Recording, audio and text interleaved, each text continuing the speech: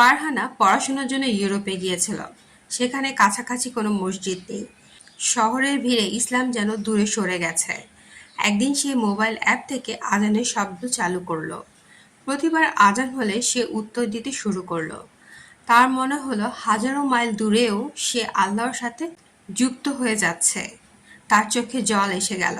সে স্মরণ করল আল্লাহর বাণী, যারা ঈমান এনেছ এবং আল্লাহর স্মরণে যাদের অন্তর প্রশান্ত হয়, জেনে রাখো আল্লাহর স্মরণেই অন্তর প্রশান্তি লাভ করে। সূরা রাদ আয়াত ২-৮।